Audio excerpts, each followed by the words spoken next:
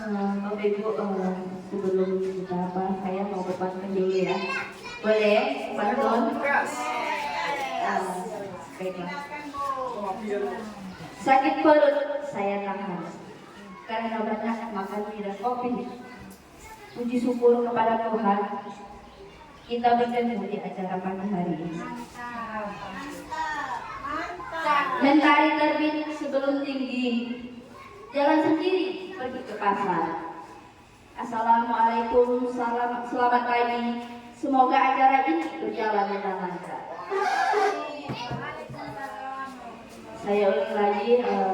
Assalamualaikum warahmatullahi wabarakatuh. Puji syukur kita panjatkan kepada Allah Subhanahu wa Ta'ala yang mana pada pagi hari ini kita masih bisa berkesempatan hadir di sekolah ini dalam rangka ya rutinitas kita mengajar setiap harinya. Selawat beriring salam tak lupa pula kita hadiahkan kepada Nabi besar kita yakni Nabi Muhammad SAW dengan melafazkan Allahumma sholli ala sayyidina Muhammad wa ala alihi sayyidina Muhammad. Yang terhormat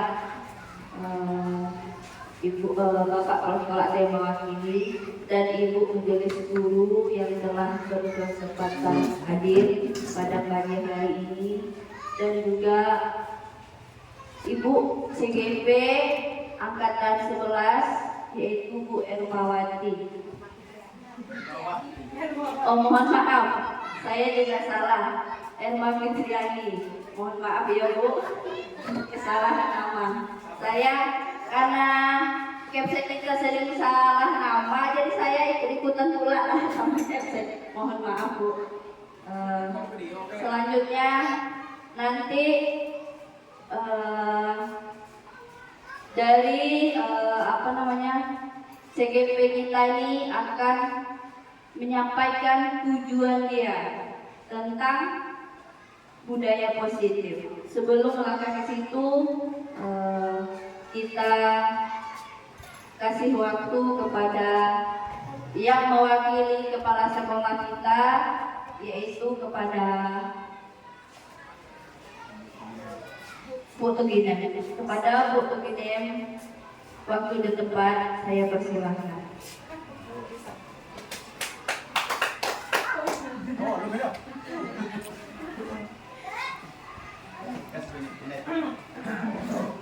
Bismillahirrahmanirrahim. Assalamualaikum warahmatullahi wabarakatuh. Assalamualaikum warahmatullahi wabarakatuh. Pertama-tama dan yang paling utama, marilah kita panjatkan puji dan syukur kepada Allah Subhanahu wa Ta'ala yang mana yang kita masih diberi syafaat, diberi umur panjang, sehat walafiat, dan tidak lupa pula salawat serta salam marilah kita sampaikan dari Nabi besar Muhammad SAW dengan mengucapkan Allahumma sholli ala sayyidina Muhammad wa alihi sayyidina Muhammad. Baiklah, saya ucapkan selamat bagi calon CGP yang angkatan 11. Mudah-mudahan lancar seterusnya dan bisa membawa nama baik khususnya di SDN kita 002 Lubuk Kanji. Baiklah Bapak Ibu,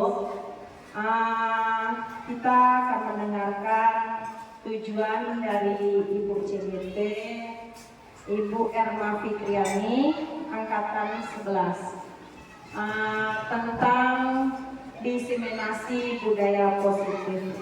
Mudah-mudahan bisa kita laksanakan di kehidupan kita sehari-hari di sekolah kita, ya.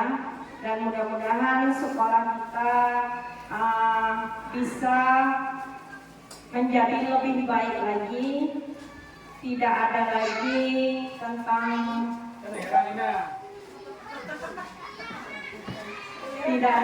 ya anak-anak yang tidak mempunyai budaya, dan akhirnya dengan adanya nanti tampilan Ibu Erma Fitriani, anak-anak kita akan menjadi anak-anak baik, ramah, mantap segalanya. Mari kita dengarkan dengan seksama. Hanya itu, lebih dan kurang saya mohon maaf. Assalamualaikum warahmatullahi wabarakatuh.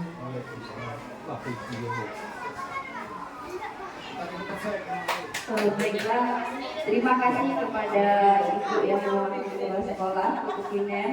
Dan sekarang langsung saja ya, kita memasuki acara inti kita hari ini, yaitu kepada Ibu CGP, Bu Elma Fitriani, maaf, hampir salah lagi. Kepada Ibu, kami persilahkan.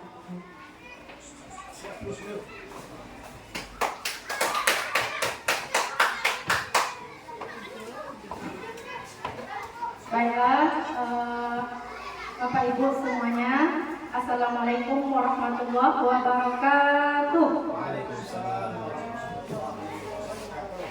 Alhamdulillah rabbil alamin, wassalatu wassalamu ala asrofil anbiya'i wal mursalin wa ala alihi wa sahbihi rasulillahi ajma'in. Yang pertama-tama, tak lupa pula kita memanjatkan rasa puji beserta syukur kita atas kehadiran Allah Subhanahu wa Ta'ala, yang mana pada pagi Jumat yang penuh berkah ini kita masih diberikan kesehatan serta kesempatan untuk melaksanakan aktivitas kita sebagaimana biasanya. Kemudian tak lupa pula sholawat beserta salam kita hadiahkan kepada Rasulullah Sallallahu Alaihi Wasallam dengan ucapan Allahumma sholli ala sayyidina Muhammad wa ala ali sayyidina Muhammad. Dengan memperbanyak bersalawat, mudah-mudahan kita mendapatkan syafaatnya di hari kemudian ini. Amin ya rabbal alamin.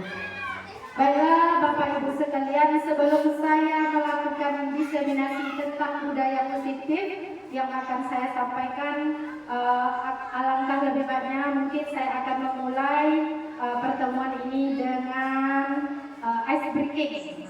Sebagaimana yang sudah kita terapkan di sekolah kita, ketika kita masuk ke kelas, kita selalu memulai pembelajaran kita dengan ice breaking agar konsentrasi dan semangat kita meningkat untuk menerima ilmu yang akan disampaikan.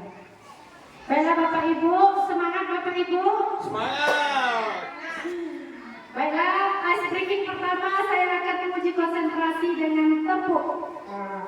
Tepuk yang pertama adalah tepuk pagi, siang, dan malam. Ada yang sudah tahu Bapak Ibu semua? Kalau pagi tepuknya 1 kali, kalau siang tepuknya 2 kali, kalau malam tepuknya 3 kali. Sudah bisa dicoba? Ya, kita coba. Dari awal dulu. Tepuk pagi. Tepuk pagi 1 kali, tepuk siang.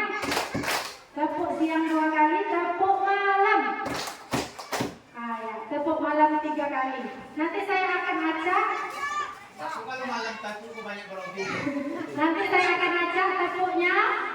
Jika nanti di antara Bapak Ibu mungkin ada yang belum konsentrasi, terjadi kesalahan, saya akan meminta kalimat positifnya hari ini apa. Karena setiap kita sudah pasti, setiap kita bangun tidur memiliki semangat. Apa yang akan dikerjakan pada hari itu semangat yang positif ya. Nanti saya akan tanyakan jika ada terjadi kesalahan dalam tepuk pagi, siang, malam ini. Baik Bapak Ibu, bisa kita mulai? Bisa. Ya, kita ulangi lagi. Tepuk pagi, tepuk malam. Ini nggak tepuk Bapak, ini nggak tepuk. Tidak tepuk karena takut salah. Harap Bapak berdiri untuk menyampaikan kalimat positifnya pada pagi hari. Berdiri. Motivasinya hari ini kata-kata positifnya. Contoh, saya bersemangat pergi sekolah karena akan memimpin muhadoro di SDN 002 Lutranji. Itu kan saya. Sekarang Bapak apa? Silakan sampaikan motivasinya pada hari ini. Coba dua lomba tadi dicoba kita dulu.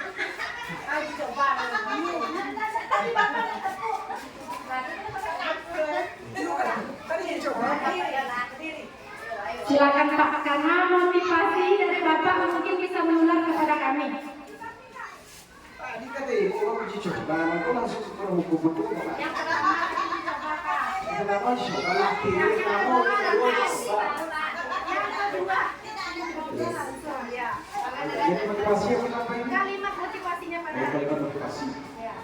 Pasti yang boleh. Apa semangatnya pada hari ini? Nah, ya. Semangat pagi. Kalimat positif. Kalimat positif itu. Ya. Aku ya. Saya bersemangat pagi hari ini karena mau jumpa cewek cantik. Ya cowok. Nangis. Ada sini Pak. Apa Pak? Semangat pagi itu kalimat positif. Semangat. Semangat. Semangat pagi. Apa semangat? Semangat. Saya semangat pagi itu begini aja. Jadi walaupun nggak ada dia apapun tetap semangat. Walaupun seperti apa keadaannya, tetap semangat untuk pergi mengajar. Ya, luar biasa. Tepuk tangan Pak untuk Pak Sukardi. Kita cari selanjutnya yang akan menyampaikan kalimat motivasi. Tepuk siang, tepuk pagi, tepuk malam, tepuk siang pagi malam,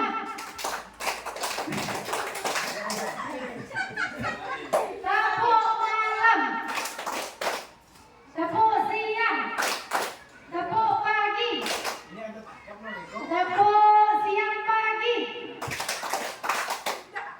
Salah lagi. Baik. Mungkin ada yang ingin menyampaikan berikutnya kalimat motivasinya pada pagi hari ini. Kita lanjut. Jika tidak ada mungkin bisa kita lanjut. Terima kasih untuk Pak Sukardi yang sudah menyampaikan kalimat motivasinya pada pagi hari ini. Baik Bapak Ibu sekalian, inilah judul materi kita pada pagi hari ini, yaitu tentang diseminasi budaya positif. Ya. Inilah fasilitator saya. Saya merupakan CGP Angkatan 11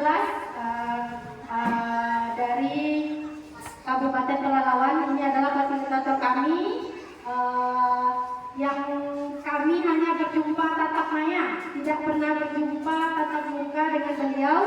Kami hanya berjumpa tatap maya melalui Gmail, dan dari situlah kami saling berkolaborasi untuk belajar tentang materi-materi yang disampaikan dalam program pendidikan guru penggerak ini. Berikutnya adalah Bapak PP kami, pengajar praktek, Pak Wanda Saputra. Kebetulan beliau sudah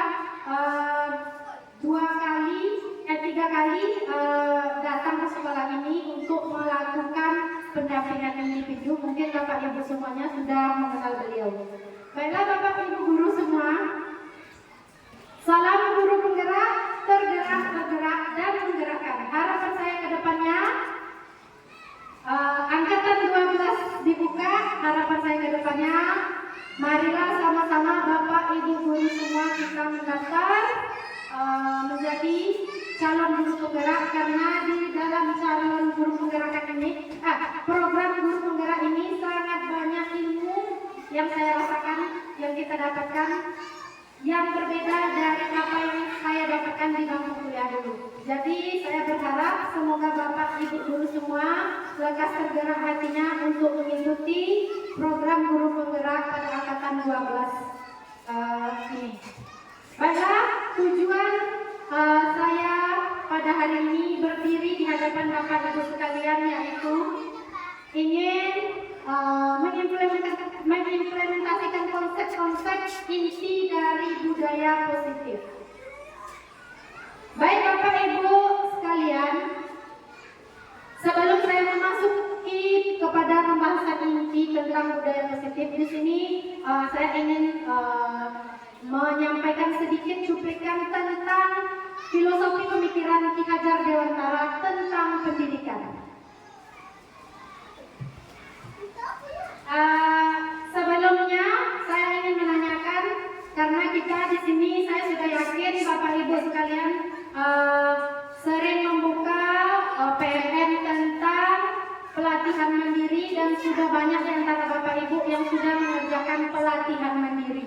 Dan banyak juga di antara Bapak Ibu mungkin yang sudah mendapatkan sertifikat melakukan pelatihan mandiri. Tentu ini sudah sangat familiar di pikiran Bapak Ibu sekalian tentang filosofi pemikiran Ki Hajar Dewantara ini tentang pendidikan. Ada yang tahu Bapak Ibu apa filosofi pemikiran Ki Hajar Dewantara tentang pendidikan? Mungkin ada yang tahu? Bu Asnita? Bu Tugina mungkin ada yang tahu? Sedikit? Ya, lanjut Bu. Baik, saya akan menyampaikan dua poin yang menurut saya sangat krusial, sangat penting dari pemikiran Ki Hajar Dewantara tentang pendidikan. Yang pertama adalah berpihak pada murid, atau sering juga kita dengar menghamba pada murid. Ada yang tahu Bapak Ibu sekalian maksudnya apa? Berpihak atau menghamba kepada murid. Di sini maksudnya menghamba kepada murid bukan artinya kita yang diatur oleh murid, bukan artinya kita yang dipijak-pijak oleh murid, itulah istilahnya. Bukan berarti seperti itu ya. Maksud dari berpihak kepada murid ini adalah kita memfasilitasi apa kebutuhan yang dibutuhkan oleh murid kita dalam belajar. Nah, disitulah kita penuhi kebutuhan dari murid kita ini. Yang kedua yaitu mendidik sesuai kodrat alam dan kodrat zaman. Dari sini ingin saya sampaikan yaitu mendidik dengan kodrat alam ini adalah maksudnya sebagai seorang siswa itu pasti ada kodrat alamnya. Setiap siswa pasti berbeda. Sama dengan seperti tumbuhan, ya, seperti tumbuhan. Contoh, tumbuhan jagung saja.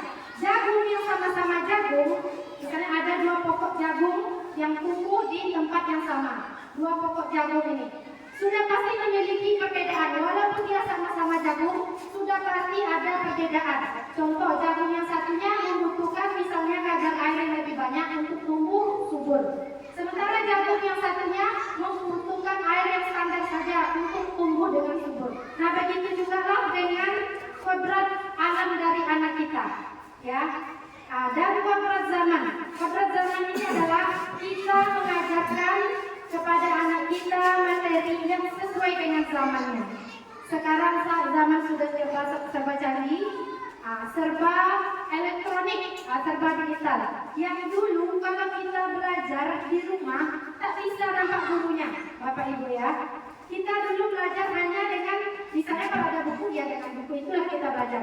Namun dengan kecanggihan teknologi sekarang kita sudah bisa belajar di rumah, siswa di rumah, gurunya di rumah. Kami bisa bertemu dalam tatap maya, dalam entah itu Jimin, entah itu Zoom. Bisa kita bertemu di situ. Nah, itulah kita harus menyesuaikan cara dan gaya belajar kita sesuai dengan kodrat zaman. Next. Ya. Baik, kita masuk ke pembahasan inti, yaitu tentang budaya positif. Yang pertama, pertanyaan pertama, apa itu budaya positif di sekolah? Kira-kira apa Bapak Ibu budaya positif di sekolah? Ada yang ingin memberikan ide? Satu atau dua kata saja.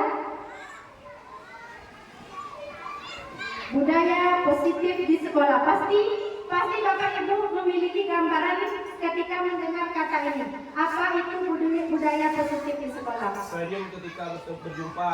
Senyum ketika berjumpa. Ya, baik itu berjumpa guru, berjumpa sesama murid. Salam. Salam. Ketika kita berjumpa, kita saling bersalaman. Itu sudah termasuk kepada budaya positif di sekolah. Yang kedua, mengapa budaya positif di sekolah itu penting? Kira-kira penting atau tidak Bapak Ibu budaya positif di sekolah itu? Sangat penting ya. Baik Bu, kita lanjutkan pembahasannya. Ya, ini dia disiplin positif. Ya, kita masuk ke disiplin positif.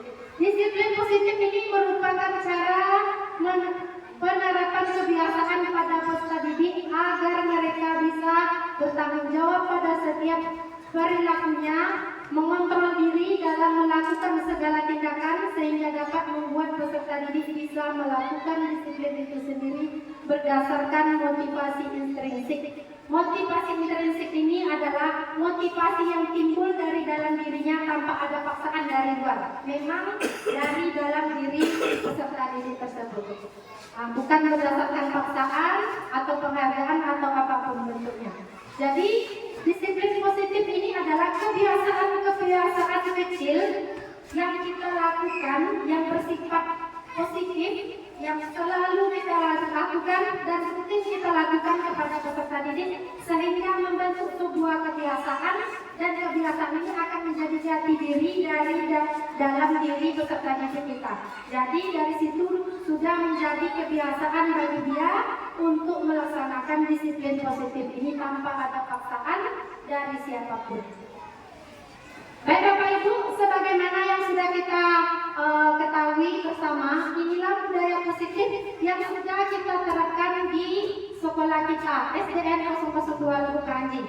Ya, sebagaimana di pagi hari secara bergiliran kita melakukan piket, ya.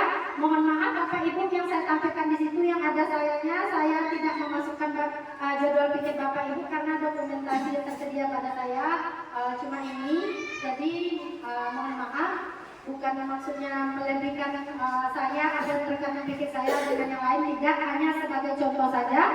Di sini kita masuk.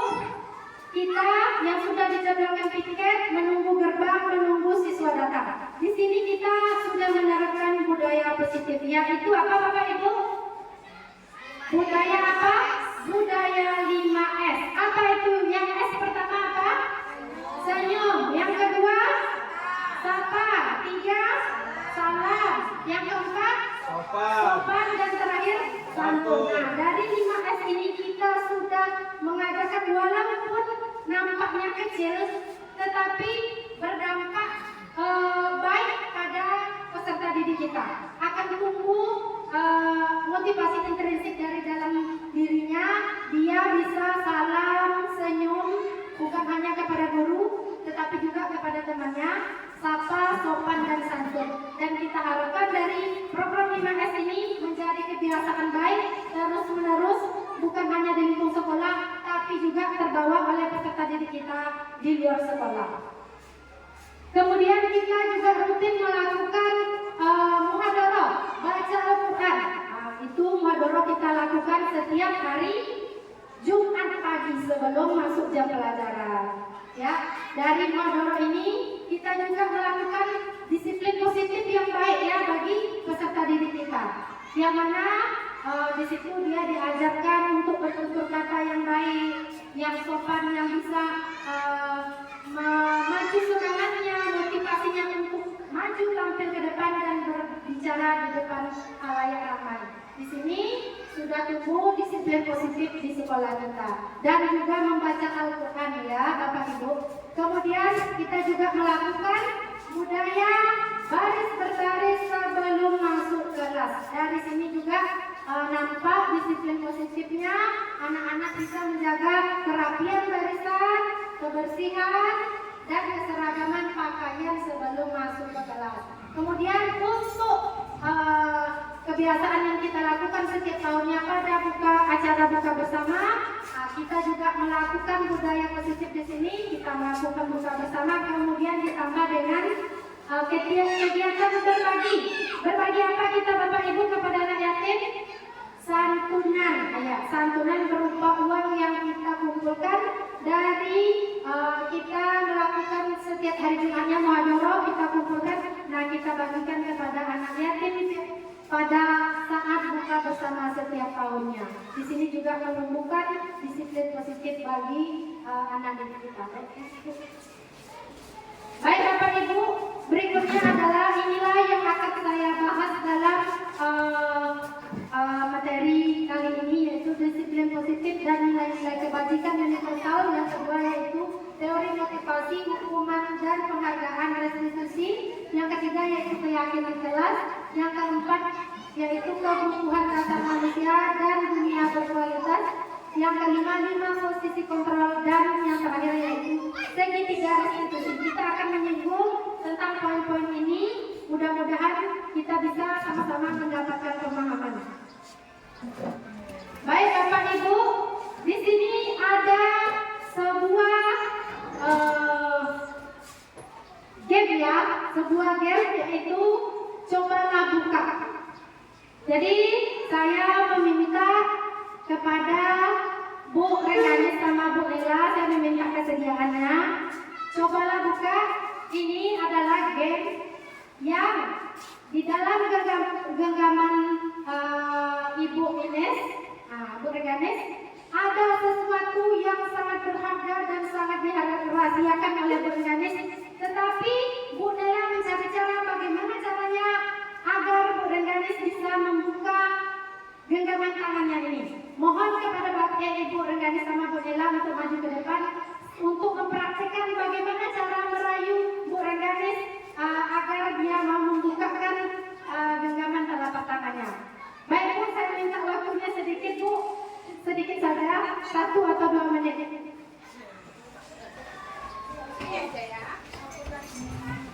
Silakan Bu Lela berpikir bagaimana cara agar Bu Rengganis mau membukakan genggam sesuatu yang sangat berharga dan sangat rahasia ini kepada Bu Lela. Apakah dibukakan oleh Ibu Ines atau tidak?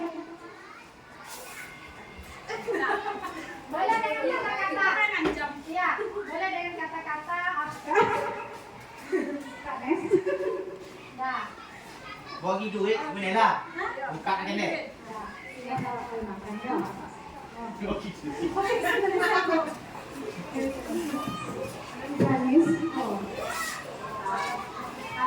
Kita ni. Bagi duit pun buka aja. Apa jawaban Pak Rengganis? Oh tidak. Oh tidak bisa. Adakah cara selanjutnya? Adakah cara selanjutnya?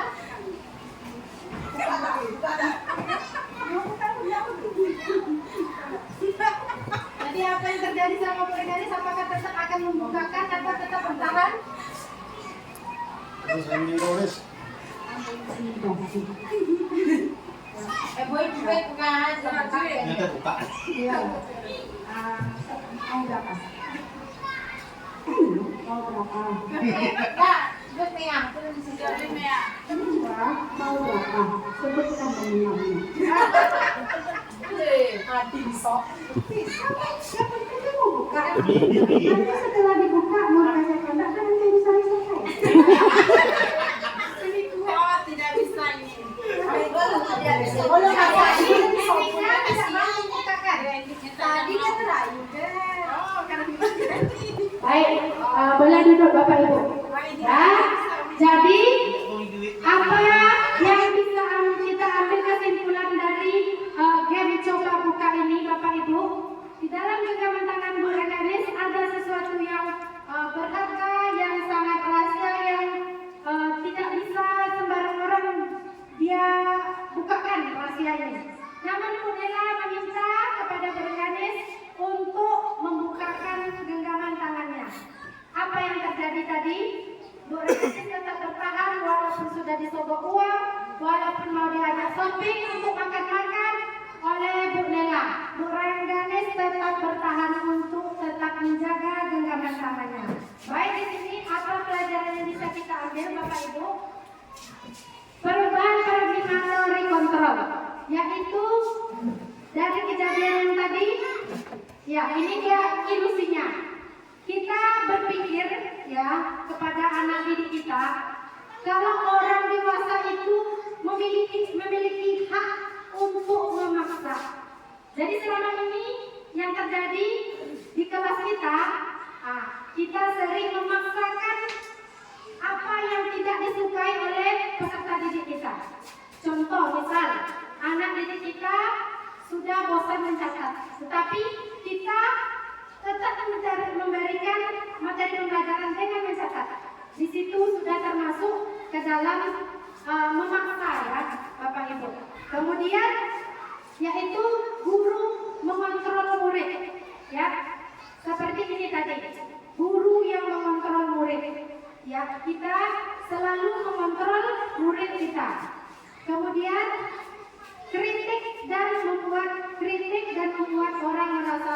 bersalah dapat menguatkan karakter murid. Nah, contoh nih, ada siswa kita yang bandel di dalam kelas, langsung kita titik, kamu dasar anak bandel, kamu dasar anak ini, kamu datang terlambat. Kita kritik langsung ke depan murid kita pikir itu akan menguatkan karakter murid, tetapi tidak Bapak Ibu, ya. Tetapi tidak. Peserta didik kita memiliki kontrol dirinya masing-masing, ya. Apapun yang kita sampaikan kepada mereka sehingga mereka merasa bersalah, itu tidak akan menguatkan karakter murid. Yang ada di dalam hatinya adalah hanya akan terkadang bahkan dendam kepada kita, Bapak Ibu, ya. Kemudian penguatan positif akan sangat efektif dan bermanfaat. Sebagaimana tadi yang terjadi, Bu Nena sama Bu Rengganis juga diberikan sesuatu yang positif kepada Bu Rengganis untuk membukakan tangan Bu Rengganis. Diberikan duit, diberikan makan, kan sesuatu yang positif itu sebenarnya. Bisa perutnya nanti Bu Rengganis kenyang, tetapi tidak. Karena kontrol itu ada pada diri kita masing-masing. Ketika kita mau, ya sudah kontrol itu kita lakukan. Ketika kita tidak mau, contohnya seperti Bu Rengganis tadi, tetap tidak dibukakan walaupun dengan sesuatu yang positif. Baik Bapak Ibu, inilah dia 3 motivasi perilaku manusia. Ya, yang pertama yaitu melakukan sesuatu untuk menghindari ketidaknyamanan atau hukuman. Yang kedua yaitu untuk mendapatkan imbalan atau penghargaan dari orang lain. Dan yang ketiga untuk menjadi orang yang mereka inginkan dan menghargai diri sendiri.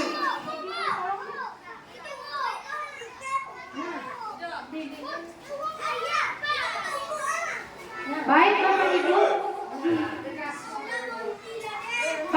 Ibu, jika motivasi yang pertama dan kedua ini, ya, jika motivasi yang pertama dan kedua itu adalah peserta didik yang motivasinya berasal dari eksternal, bukan karena dari dalam dirinya. Karena dia ingin menghindari kenyamanan atau hukuman, itu maksudnya adalah motivasi dari luar, bukan dari dirinya sendiri. Nanti kalau saya nggak datang ke sekolah, saya pasti nggak nyaman masuk besok. Orang sudah ke pelajaran ini, saya baru, pasti ada sesuatu yang tidak nyaman. Nah itu berasal dari eksternal ya Bapak Ibu, bukan dari dirinya sendiri. Begitu juga dengan untuk mendapatkan imbalan. Kemudian yang ketiga inilah yang sangat kita harapkan, baik dalam diri peserta didik maupun diri kita sendiri sebagai guru, ya, untuk menjadi orang yang mereka inginkan dan menghargai diri sendiri dengan nilai-nilai yang mereka percaya. Baik ada imbalan atau tidak, baik ada imbalan atau tidak, atau pujian dari orang lain atau tidak, dia akan tetap datang ke sekolah ini dengan disiplin dan penuh semangat. Inilah yang sangat kita harapkan, karena ini adalah motivasi internal. Baik Bapak Ibu, mari sama-sama kita bertanya kepada diri kita masing-masing. Yang pertama, sebagai seorang guru saat Anda hadir mengajar di kelas tepat waktu, motivasi apa yang mendasari tindakan kita? Apa motivasi yang menjadi dasar kita datang ke sekolah? Apa karena sering ditegur oleh kepala sekolah kah? Atau karena ingin cepat bertemu dengan rekan kerja kah? Atau ingin melaksanakan tugas kah? Atau memang kesadaran diri kita yang ingin datang tepat waktu? Yang sering Bapak Ibu rasakan yang mana Bapak Ibu? Kesadaran diri. Nah, inilah yang sangat kita harapkan, karena kesadaran diri kita menghargai diri kita sendiri.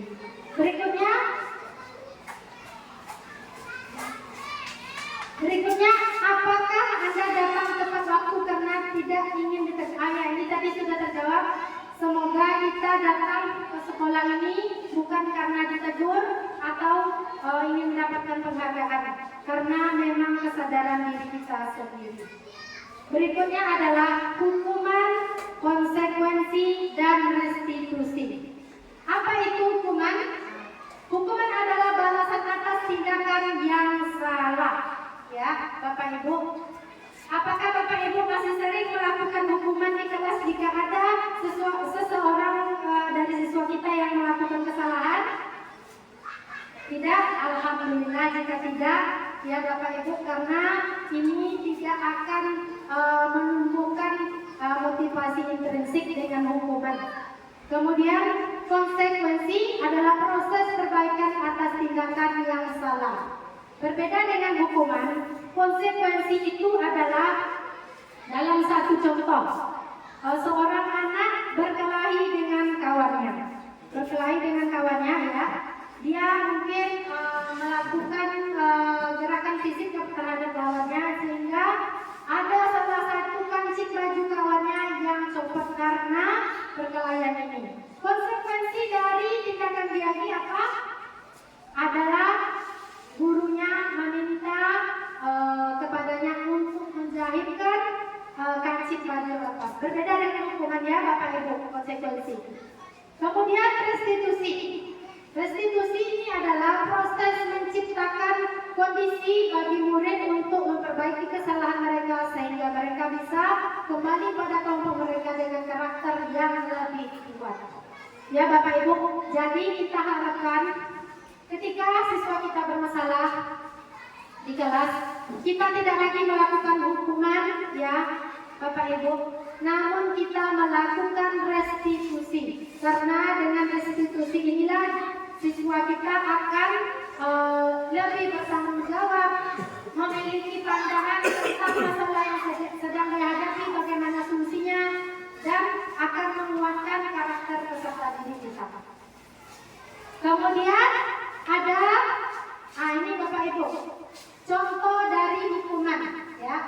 Jika kita menghukum murid, ya, murid atau anak belajar menyembunyikan kesalahan. Dengan konsekuensi, murid atau anak belajar taat peraturan. Kalau dengan konsekuensi, kalau dengan restitusi, murid atau anak akan belajar memecahkan masalahnya sendiri. Ya Bapak Ibu. Kemudian dengan hukuman, murid atau anak akan tersakiti. Contoh ketika kita menghukum anak kita untuk menyuci WCK atau berdiri di tiang bendera mengelilingi lapangan, nah itu akan menimbulkan rasa sakit kepada anak kita. Kemudian untuk yang konsekuensi, murid atau anak dibuat tidak nyaman. Dengan konsekuensi, murid atau anak menjadi tidak nyaman. Kemudian dengan restitusi, ya, murid atau anak mendapat penguatan. Ya Bapak Ibu. Kemudian ada yang namanya dihukum oleh penghargaan. Bapak Ibu sudah pernah dengar dihukum dengan penghargaan? Kita selama ini tahunya dihukum oleh hukuman. Contoh seperti yang saya sebutkan tadi, berdiri di tiang bendera, mengelilingi lapangan. Ini ada yang namanya dihukum oleh penghargaan. Apa itu yang namanya dihukum oleh penghargaan? Ini dia poin-poinnya, yaitu pengaruh jangka pendek dan jangka panjang. Dengan dihukum oleh penghargaan ini, Bapak Ibu, contoh, jika kamu mendapatkan juara 1, maka kamu akan mendapatkan penghargaan berupa kado inilah, hadiah itulah, uang senilai sekianlah, misal contoh. Nah, dengan dengan penghargaan ini, inilah yang akan terjadi. Ada pengaruh jangka pendek dan jangka panjang. Jangka pendeknya mungkin akan terlihat anak itu akan termotivasi dalam belajar. Namun jangka panjangnya, jika tidak kita terus-menerus menyampaikan, memberikan berupa hadiah atau apalah namanya berupa hadiah, jangka panjangnya dia tidak akan termotivasi lagi kalau tidak terus-menerus kita lakukan pemberian penghargaan atau hadiah tersebut. Kemudian penghargaan ini juga tidak efektif, ya Bapak Ibu. Kemudian penghargaan merusak hubungan. Maksudnya merusak hubungan dalam satu kelas, Bapak Ibu menjanjikan 1, 2, atau 3 hadiah kepada siswa yang mendapatkan juara 1, 2, atau 3. Kemudian bagaimana perasaan dengan yang lain? Disinilah akan timbul pada merusak hubungan. Bagaimana dengan yang tidak mendapatkan juara? Pasti akan ada yang merasakan berkecil hati, ya. Dan di sini juga termasuk merusak kualitas. Misalnya dia sudah bersemangat untuk belajar, untuk mendapatkan juara, ternyata tidak juara dan tidak dapat hadiah. Disinilah rusak kualitas peserta didik kita. Dia mungkin tidak akan bersemangat lagi untuk kedepannya karena sudah mencoba tetapi gagal dan tidak mendapatkan penghargaan atau hadiah tersebut. Next, Ibu. Yang berikutnya yaitu keyakinan kelas. Bapak Ibu, saya percaya bahwa Bapak Ibu semua sudah melakukan keyakinan kelas. Betul Bapak Ibu? Saya yakin Bapak Ibu sudah membuat keyakinan kelas dengan peserta didiknya di dalam kelas. Apa itu keyakinan kelas? Keyakinan itu adalah nilai-nilai kebajikan universal yang disepakati secara tersirat dan tersurat, lepas dari latar belakang suku, negara, bahasa maupun agama. Berikut adalah pembentukan keyakinan sekolah atau keyakinan kelas. Ya, dalam pembentukan keyakinan kelas bersifat abstrak daripada peraturan yang lebih rinci dan konkret. Kemudian yang kedua, keyakinan kelas berupa pernyataan universal yang bersifat positif. Dalam keyakinan kelas atau sekolah tidak boleh ada yang mengandung unsur kalimat negatif, ya Bapak Ibu. Saya yakin Bapak Ibu sudah menerapkan ini. Keyakinan kelas hendaknya tidak terlalu banyak sehingga akan mudah dihafal atau diingat oleh peserta didik kita tanpa perlu lagi menengok catatan keyakinan kelas kita. Yang berikutnya yaitu keyakinan kelas sebaiknya sesuatu yang dapat diterapkan di lingkungan tersebut. Kemudian semua warga kelas hendaknya ikut berkontribusi dalam pembuatan keyakinan kelas. Bukan hanya 1 atau 2 orang saja yang memberikan masukan ke dalam keyakinan kelas, hendaknya semua peserta didik yang ada di dalam kelas saling berkontribusi untuk memberikan pendapatnya terhadap keyakinan kelas. Kemudian bersedia meninjau kembali keyakinan kelas dari waktu ke waktu. Jika ada mungkin yang kurang, kemudian kita tinjau kembali tentang keyakinan kelas yang sudah kita buat. Berikutnya adalah prosedur pembentukan keyakinan kelas, yaitu mempersilakan warga sekolah atau kelas kita, murid kita di dalam kelas untuk memberikan pendapat. Yang kedua, menyalin semua masukan di papan tulis. Ketika peserta didik kita menyampaikan, kita tulis dulu di papan tulis apa yang disampaikan tersebut. Kemudian mengubah kalimat yang negatif menjadi kalimat yang positif. Kemudian tinjau kembali keyakinan yang dibuat. Buat keyakinan kelas itu paling tidak 3-7 item agar mudah untuk diingat. Kemudian kita sama-sama antara guru dan peserta didik menandatangani keyakinan kelas tersebut dan menempelkannya di kelas. Ini adalah contoh dari keyakinan kelas, ya. Yang pertama, selalu bersikap positif, bisa dimasukkan kalimatnya. Kedua, senantiasa menjadi diri lebih baik. Yang ketiga, percaya dan menghormati orang lain serta barang miliknya. Yang keempat, berkomitmen terhadap setiap tugas. Yang terakhir, senantiasa membantu. Baik Bapak Ibu, inilah keyakinan kelas yang sudah saya buat. Cuma di sini sepertinya terlebih itemnya ada 10 item. Kedepannya akan ditinjau ulang kembali, dimodifikasi lagi agar lebih singkat lagi keyakinan kelasnya. Ini saya terapkan, sudah saya lakukan dari kelas 1 sampai kelas 6. Next, Bu.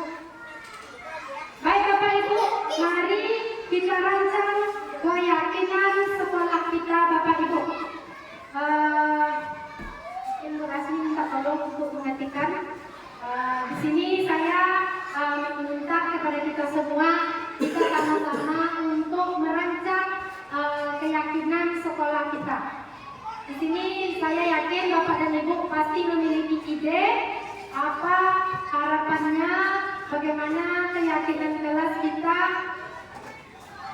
yang kita mau.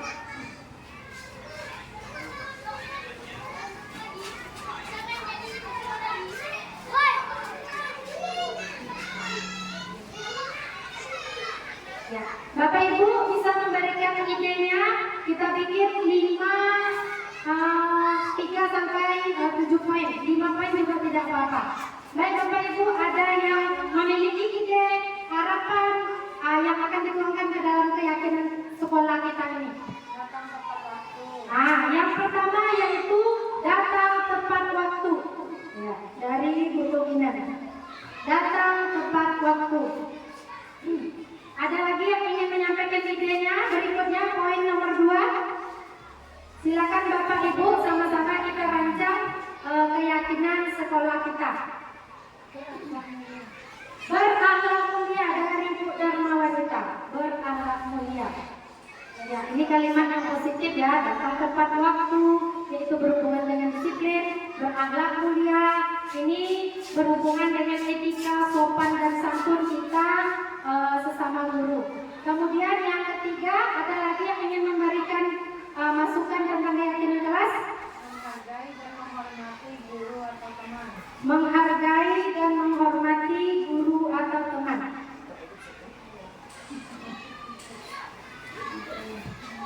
Ya, menghargai dan menghormati guru atau teman. Pak Jas, mungkin ada yang mau tambahkan? Yang pertama, datang tepat waktu. Yang kedua, berakhlak mulia. Yang ketiga, menghargai guru atau teman. Memberi hukuman seperti apresiasi tadi apabila nilai siswa mencapai target yang ditetapkan.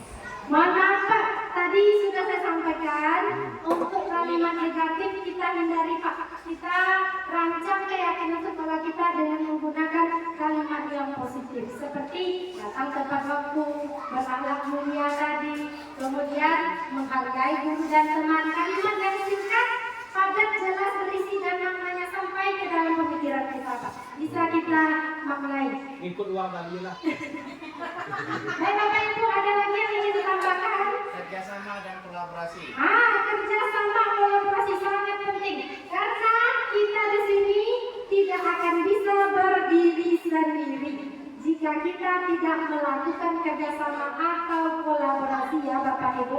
Baik itu kepala sekolah walaupun jabatannya tinggi, jika tidak ada guru mustahil rasanya sekolah ini akan berdiri dengan lancar-lancar saja. Sangat penting kolaborasi. Teh, masuk lagi. Ya, silakan Bu. Kemudian ada yang ingin ditambahkan lagi Bapak Ibu? Ada lagi yang ingin ditambahkan mungkin Pak Sumadi? Jaga kebersihan diri sendiri, ruang kelas dari sekolah. Jaga kebersihan. Jaga kebersihan. Sangat penting. Ya Bapak Ibu, jika kita sama-sama meyakini menjaga kebersihan ini, insya Allah sekolah kita mungkin akan sangat tertata dengan rapi dan bersih. Ada lagi yang ingin ditambahkan Bapak Ibu? Cukup? Cukup. Ingin ditambahkan oleh Bu Rasmi? Menerapkan budaya 5S. Boleh Bu, tambahkan 6 item. Menerapkan budaya 5S.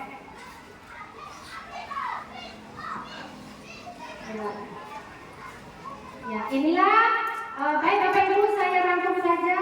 Inilah ada 6 item keyakinan sekolah yang sama-sama kita rancang pada pagi hari. Pada pagi hari ini yang pertama yaitu datang tepat waktu, yang kedua berakhlak mulia, yang ketiga menghargai guru dan teman, keempat kerja sama dan kolaborasi, yang kelima jaga kebersihan, yang keenam menerapkan budaya 5S. Semoga keyakinan sekolah kita ini bisa sama-sama kita terapkan ya Bapak Ibu.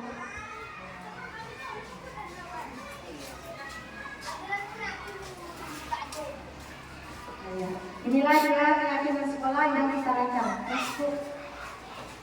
Berikutnya kita masuki pembahasan yaitu kebutuhan dasar manusia dan dunia berkualitas. Ini ada satu contoh kasus. Ibu Amar, guru wali kelas 2A di SD Pelita Hati, sedang bingung menghadapi ulah salah satu murid di kelasnya yang bernama Doni. Beberapa anak di kelas 2A telah datang padanya dan mengeluhkan sikap Doni ini sering meminta bekal makan siang mereka dengan secara paksa. Jika Anda menghadapi situasi seperti Ibu Amar, apa yang akan Anda lakukan? Di sini ada 5 pertanyaan. Yang kedua, menurut Anda kira-kira apa alasan Doni melakukan hal itu? Nah, kira-kira Bapak Ibu, dia suka merampas jajan atau makanan dari temannya itu, apa alasannya? Ini kan cuma cerita Pak. Doninya cuma berbentuk tulisan Pak, nggak ada orangnya. Kita bisa memikirkan apa masalah dia melakukan itu. Dan setiap perbuatan itu pasti ada alasannya. Next book. Nah, apa alasannya? Yang saya sendiri tangkap adalah bisa jadi kebutuhan dasarnya tidak terpenuhi. Contoh, ketika dia datang ke sekolah, dia tidak dibekali makanan oleh orang tuanya. Misal, ini bukan berpikir negatif kepada orang tuanya, tidak. Ini contohnya ya. Bisa jadi dia tidak bawa jajan ke sekolah, sehingga sampai di kelas dia merampas jajanan dari temannya. Nah, di sini ada 5 kebutuhan dasar manusia. Yang diharapkan kelima kebutuhan dasar ini terpenuhi.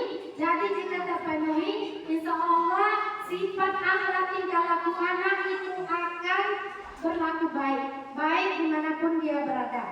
Yang pertama yaitu bertahan hidup.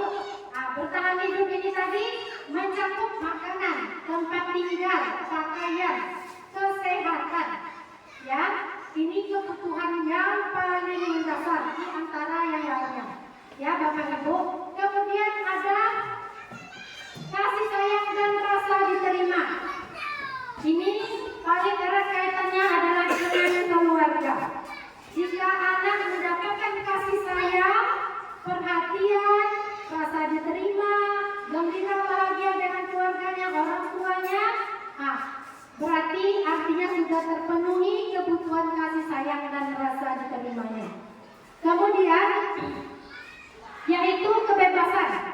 Kebebasan ini ada anak yang kebutuhan yang membutuhkan kebebasan.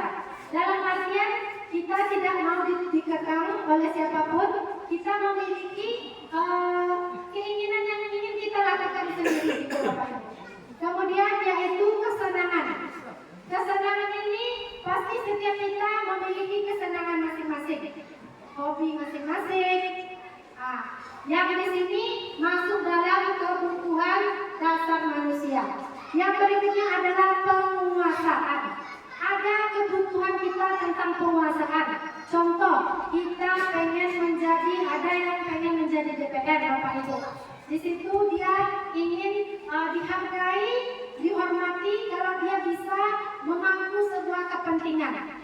Baik itu, entah itu dia kepala sekolah, entah dia anggota DPR atau sebagainya. Di sini termasuk kebutuhan dasar. Baik Bapak Ibu, berikutnya adalah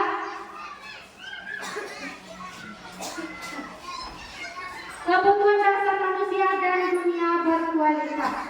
Dunia berkualitas adalah tempat khusus dalam pemikiran Anda. Tempat Anda menyimpan gambaran prestasi dari semua yang Anda inginkan. Bisa berisi orang-orang, hal, momen, atau tempat. Nah, disitulah adalah dunia berkualitas. Next book.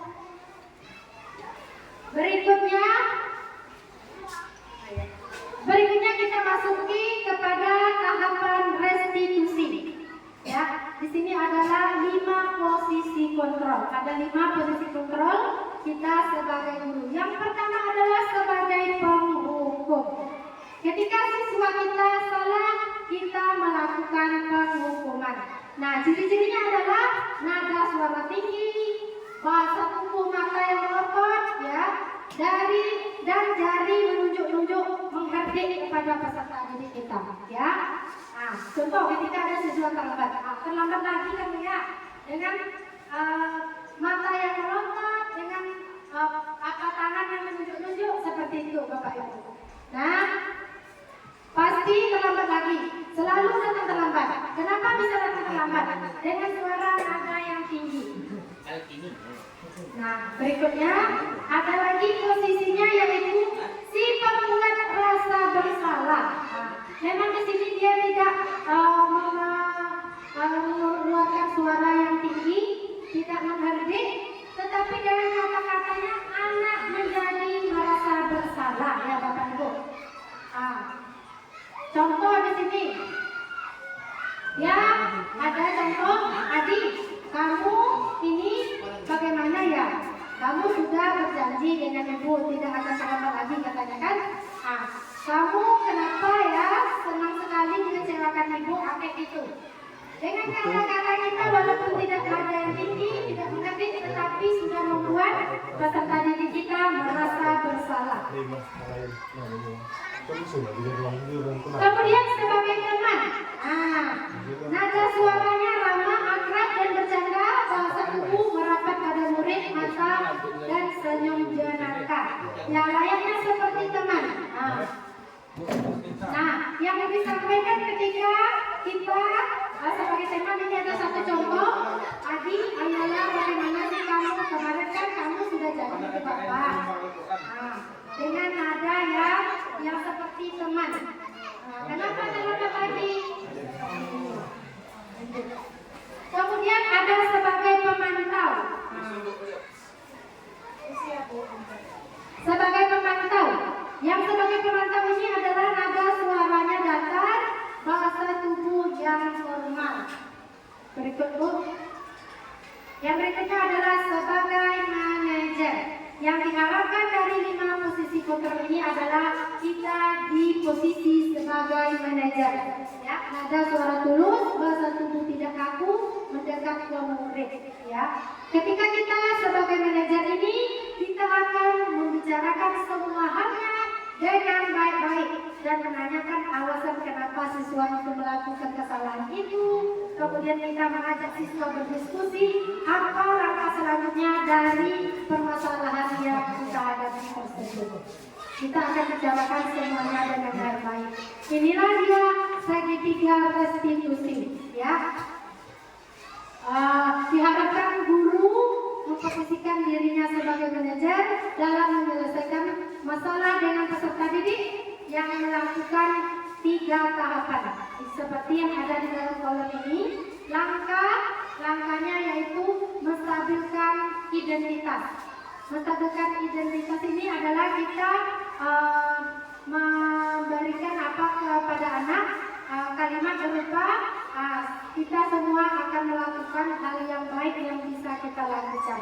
Ibu tahu misalnya alasan kamu pasti punya alasan untuk melakukan itu. Ibu tahu semua orang pasti melakukan kesalahan. Kita akan bicara baik-baik kepada peserta didik kita. Yang kedua, validasi tindakan yang salah. Ini tadi semua tindakan itu pasti ada alasan.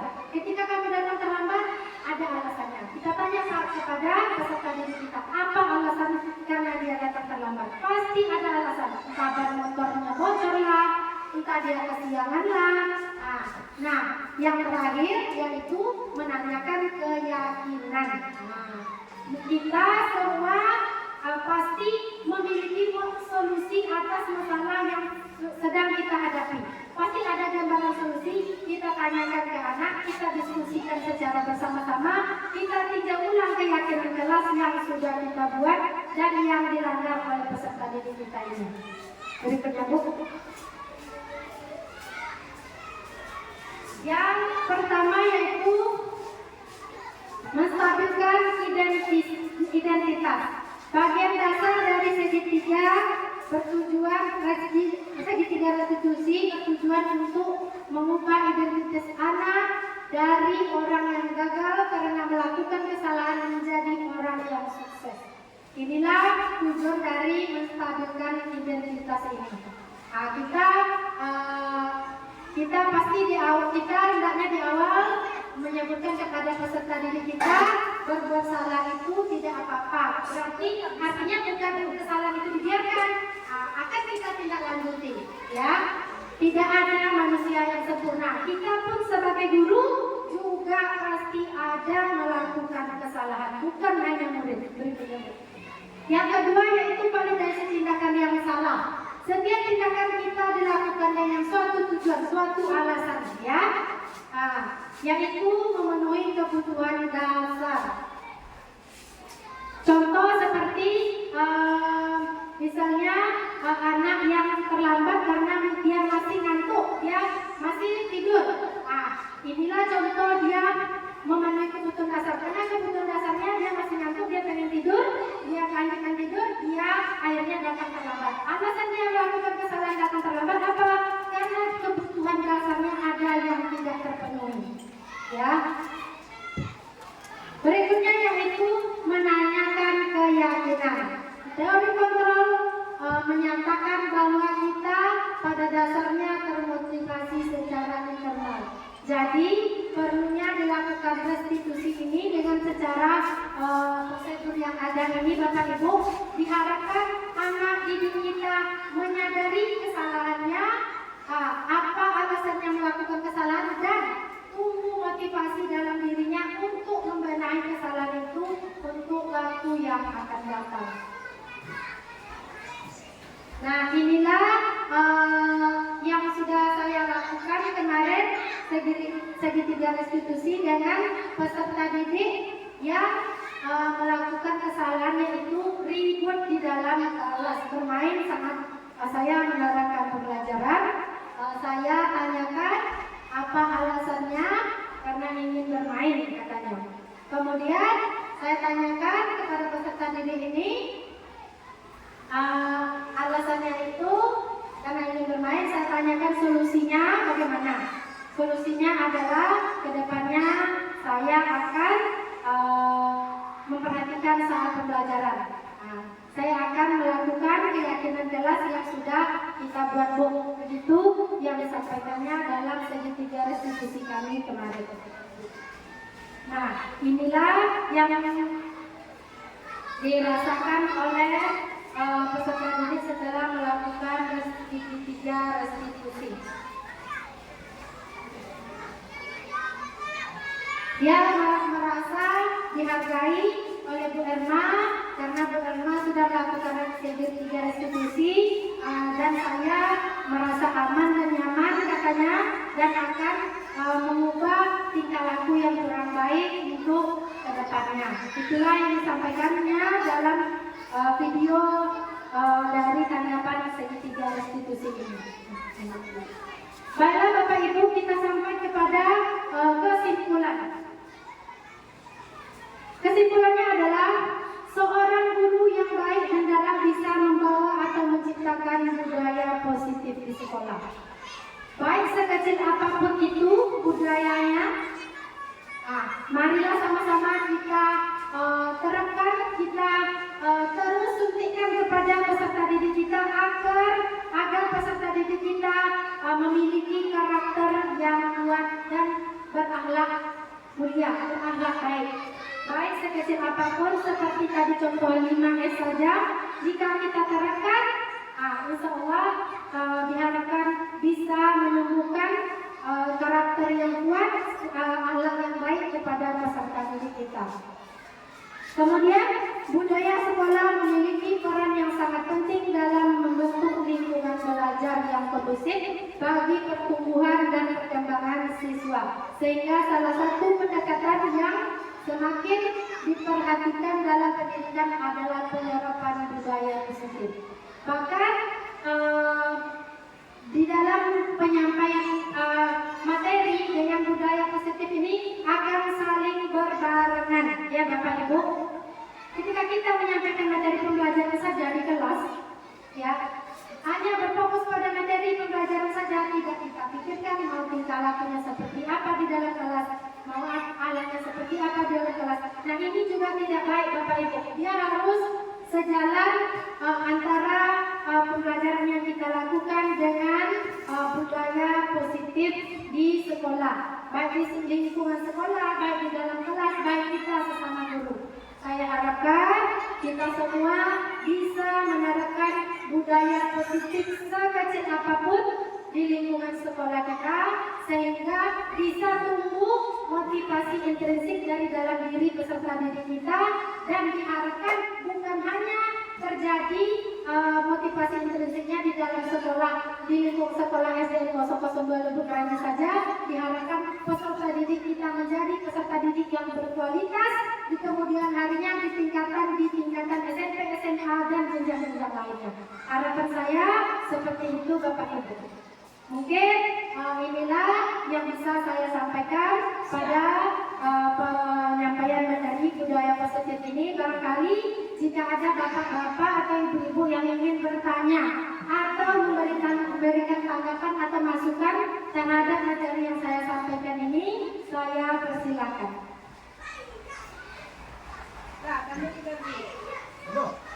Ada yang ingin menanggapi atau memberikan masukan atau pertanyaan?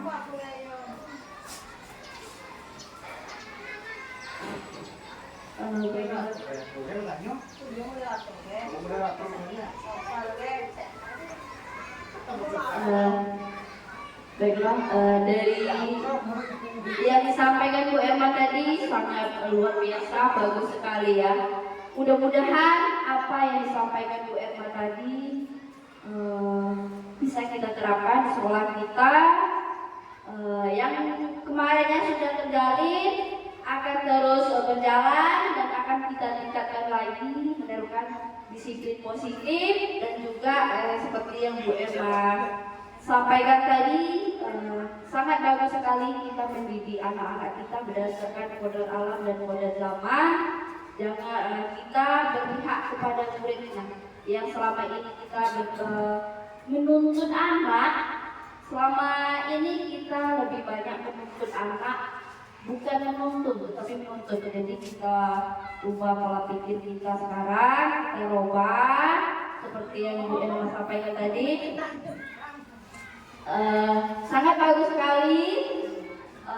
Ini akan menjadi ajuan kita untuk ke depan. Sangat luar biasa sekali ya Bu Emma ya. Terima kasih atas ilmunya hari ini, sangat bermanfaat untuk kami semua dan akan kami terapkan di sekolah kita ini. Semoga sekolah kita ini akan menjadi lebih baik, bagus dan berkualitas tentunya, sehingga mudah-mudahan ke depannya bisa menjadi contoh juga dari sekolah-sekolah lain. Kita akan kerjasama, berkolaborasi. Terima kasih Bu Emma. Baik, terima kasih atas masukannya dari Bu Rasmi. Ya, semoga apa yang kita harapkan ini benar-benar terrealisasi dengan baik di sekolah kita. Budaya positifnya akan muncul dan diharapkan mungkin bisa juga terlihat oleh sekolah lain dan bisa meniru kebiasaan baik yang ada di sekolah kita ini. Baik, jika ada Bapak Ibu yang ingin menanggapi atau bertanya lagi, saya persilakan. Pas dulu. Pas? Baiklah Bapak Ibu, mungkin itulah penyampaian materi dari saya tentang disiplin positif. Oh ya, ini ada. Dari Bu. Yes Bu. Assalamualaikum warahmatullahi wabarakatuh. Waalaikumsalam warahmatullahi wabarakatuh. Saya dari Guru SD Plus. Di situ tadi saya melihat anak itu tidak boleh dihukum secara fisik, melainkan mungkin apakah boleh secara lain yang bisa membangun atau bagaimana, Bu? Itu aja pertanyaannya, Bu. Baik, ini ada Bu Asmita bertanya, apakah tadi saya lihat katanya tidak boleh menghukum secara fisik, bolehkah dengan cara yang lain? Begitu Bu? Baik, Saya ingin menyampaikan di situ tadi sudah saya jelaskan, dengan hukuman itu, dengan hukuman fisik yang kita berikan kepada peserta didik kita, tidak akan menumbuhkan motivasi internal. Bapak Ibu, saya yakin yang dulu sekolah di zaman dulu pasti pernah merasakan yang namanya hukuman fisik. Betul Bapak Ibu? Nah, coba saya tanya kembali kepada Bapak Ibu, apa perasaannya saat diberikan hukuman fisik tersebut?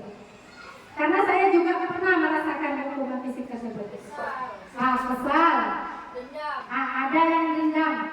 Untuk ini apa perasaannya ketika diberikan hukuman fisik? Selalu teringat membekas di kepala kita, di mana kita dijewer, di mana kita cubit yang sampai mungkin hampir keluar darah. Di telinga saya pernah seperti itu ya Bapak Ibu. Tapi apalah daya, kita merasa kita hanya orang kecil sebagai seorang siswa kelas rendah pula. Karena melakukan kesalahan yang kecil, kita dihukum. Bukan melakukan kesalahannya Bapak Ibu, karena tak bisa menjawab soal, dihukum. Wajar atau tidak? Itu akan membekas di ingatan kita dan mungkin ada rasa dendam di dalam hati peserta didik kita terhadap kita. Jadi diharapkan hukuman fisik ini kalau bisa memang seharusnya sudah kita tiadakan hukuman fisik. Kalau yang ingin Ibu tanyakan tadi, jika tidak boleh hukuman fisik, apa langkahnya? Begitu ya Bu? Jika itu kesalahan atau pelanggaran, kesalahan yang melanggar keyakinan kelas, kita bisa melakukan tadi seperti yang saya sampaikan, yaitu segitiga restitusi.